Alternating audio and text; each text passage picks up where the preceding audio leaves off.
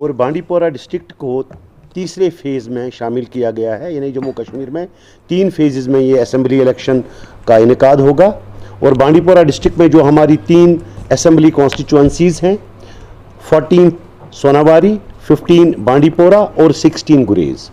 तो इसमें हमारा जो date of issue of notification है वो 5 सितंबर है। फिर हमारा जो लास्ट डेट ऑफ नॉमिनेशंस हैं वो 12 सितंबर 2024 है। 13 सितंबर 2024 को इन फॉर्म्स की जो भी नॉमिनेशंस आएंगी उनकी स्क्रूटनी होगी। और 17 सितंबर 2024 जो last date of withdrawal of nominations है। डेट ऑफ पोल हमारा 1 अक्टूबर है और जो डेट ऑफ काउंटिंग है वो 4 अक्टूबर है। तो 3 जो हमारी असेंबली कॉन्स्टिट्यूंसीज़ हैं ये चूँकि मुख्तलिफ जोग्राफिकल पोजीशंस में हैं, इसलिए जो अलग अलग इक़दामात लिए गए हैं इस पोल को कंडक्ट करने में, इसको मॉनिटर करने में। तो इसमें जो हमारे पास पोलिंग स्टेशंस हैं वो 312 है और जो लोकेशंस हैं वो 220 हैं। सोनावारी में हमारे 137 पोलिंग स्टेशंस है, बांडीपोरा में 144 हैं और गुरेज में 31 हैं। और जो इन पोलिंग स्टेशंस में जो एश्योर्ड मिनिमम फैसिलिटीज़ हैं वो 100% वेरीफाइड है। अब जहाँ तक इनमें इलेक्टर्स का ताल्लुक़ है, टोटल जो हमारे डिस्ट्रिक्ट में वोटर इलेक्टर्स हैं वो 2,58,852 है, जिसमें मर्द जो वोटर्स हैं वो 1,32,267 हैं और जो फीमेल वोटर्स हैं वो 1,26,579 हैं। जो हमारा ईपी रेशो है वो 61.27 है और जो जेंडर रेशो है वो 957.04 है। जो पीडब्ल्यूडी यानी जो फिज़िकली चैलेंजर वोटर्स हमारे पास 2,584 हैं और जो ट्रांसजेंडर्स हैं वो 6 हैं।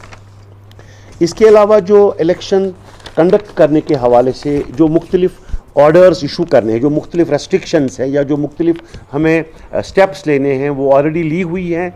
जैसे अगर जो डिफेसमेंट ऑफ पब्लिक प्रॉपर्टी है, डिफेसमेंट ऑफ गवर्नमेंट बिल्डिंग्स हैं, उसके लिए पहले ही हमने जो मुतल्लिक अफसरान हैं उनको हिदायत दी हुई है कि उस डिफेसमेंट को ख़त्म किया जाए। दूसरा, जो मॉडल कोड ऑफ कंडक्ट यहाँ पर एनफोर्स्ड है वो कल से ही है, उसके लिए हमने एक कमेटी बनाई हुई है जिसके जो हेड हैं वो एडिशनल डिप्टी कमिश्नर हैं। वो एमसीसी को पूरी तरह से मॉनिटर करेंगे और जहाँ पर भी कोई शिकायत होगी एमसीसी के हवाले से वो उसकी वेरिफिकेशन करेंगे और फिर जो भी कोई एक्शन लेना होगा वो उनकी रिकमेंडेशन से लिया जाएगा। जहाँ तक इलेक्शन में इंटिमिडेशन, ब्राइबरी, ग्रेटिफिकेशन जो है, अगर उसके हवाले से कोई कंप्लेंट आती है तो उसमें भी एडीसी साहब जो एमसीसी के हेड हैं, इस कमेटी के हेड हैं, तो वो इसमें वेरीफाई करेंगे और फिर जो भी उसमें एक्शन लेना है वो उसमें रिकमेंड करेंगे और उन्हीं की रिकमेंडेशन के मुताबिक एक्शन लिया जाएगा। तो हमारी ये कोशिश रहेगी कि मैक्सिमम नंबर ऑफ़ वोटर्स इसमें पार्टिसिपेट करें। तो पिछला जो पार्लियामेंट्री इलेक्शन है उसमें हमारा वोटर टर्नआउट था 60.68%। तो हमारी ये कोशिश रहेगी, एक्सपेक्टेशन रहेगी कि इस बार जो असेंबली का इलेक्शन है उसमें जो वोटर्स की तादाद है वो इससे ज़्यादा हो और हमारी परसेंटेज, पोल परसेंटेज बहुत ज़्यादा हो इसकी निस्बत से पार्लियामेंट इलेक्शन में।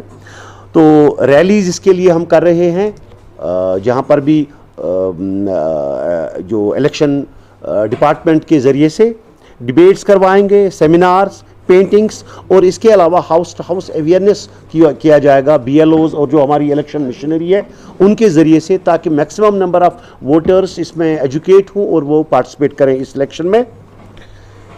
इसके अलावा हम जो मुख्तलिफ जो गैदरिंग्स हैं या जहाँ कहीं भी हमें मौका मिलेगा, कोई भी ऑप्शंस हम ये वो एक्सप्लोर कर रहे हैं कि वोटर्स को अपील करें कि वो ज़्यादा से ज़्यादा तादाद में इस इलेक्शन का जो दिन है उसमें पार्टिसिपेट करें, वो पोलिंग में पार्टिसिपेट करें, ताकि मैक्सिमम नंबर ऑफ़ जो लोग हैं, मैक्सिमम नंबर ऑफ़ इलेक्टर्स हैं वो इसमें पार्टिसिपेट करेंगे। तो जहाँ तक ये आर्म्स लाइसेंसेस या बाकी चीज़ों का ताल्लुक़ है उसके लिए ऑलरेडी हमने ऑर्डर इशू किया हुआ है ताकि जितने भी आर्म्स लाइसेंस होल्डर्स हैं उनकी जो हथियार हैं वो कंसर्न पुलिस स्टेशंस में डिपॉजिट किए जाएं, ताकि इंटिमिडेशन का जो खतरा है वो बिल्कुल ख़त्म हो जाए और लोगों को ये एक फ्री एटमॉस्फेयर मिले, वो अपने हक़ रायदही का इज़हार करेंगे। इसके अलावा हम ये इंश्योर करेंगे कि जो गवर्नमेंट की प्रॉपर्टी है उसको इलेक्शंस में मिसयूज़ ना किया जाए, और जो गवर्नमेंट की व्हीकल्स हैं या बाकी जो मशीनरी है, एसेट्स हैं, उनको पब्लिक में किसी भी कैंडिडेट के ज़रिए से, किसी भी पार्टी के ज़रिए से मिसयूज़ ना किया जाए। इसके अलावा हमने ऑलरेडी इंस्ट्रक्शंस दी हुई हैं कि जो हमारे ऑफिसर्स हैं या जो एम्प्लॉयज़ हैं वो बिल्कुल न्यूट्रल रहेंगे और वो किसी भी पॉलिटिकल एक्टिविटी में हिस्सा नहीं लेंगे। इसके अलावा जो यहाँ पर कुछ ऐप्स लॉन्च किए गए हैं इलेक्शन कमीशन की तरफ से, जिसमें सी विजिल है, एनकोर है, सुविधा है और जो वोटर हेल्पलाइन है, ये लोगों की मुख्तलिफ शिकायत को दर्ज करने के लिए हैं और उनकी रिड्रेसल के लिए हैं। तो वो ऑलरेडी लॉन्च किए हुए हैं। मेरी आपसे रिक्वेस्ट है कि आप अपने इन जो चैनल्स के या जो आपके ज़राए हैं उनके ज़रिए से इसकी ज़्यादा से ज़्यादा तशहीर करें, ताकि लोग इससे बाखबर रहें कि अगर कहीं पर भी कोई गलत तरीका इख्तियार किया जा रहा है, उनको ये इंफॉर्मेशन मिले, अवेयरनेस मिले कि उन्हें किस ऑफिसर के साथ, किस ऑर्गेनाइजेशन के साथ कांटेक्ट करना है, ताकि उनकी ग्रीवेंस है उसको इजाला किया जाएगा। Thank you very much. आपके कुछ वो प्रोविज़न अभी भी है जो +85 जो वोट कैटेगरी के वोटर्स हैं उनके लिए वो प्रोविज़न इस वक्त भी है। तो वो अभी with due course of time उसके इंतजामात मुकम्मल किए जाएंगे।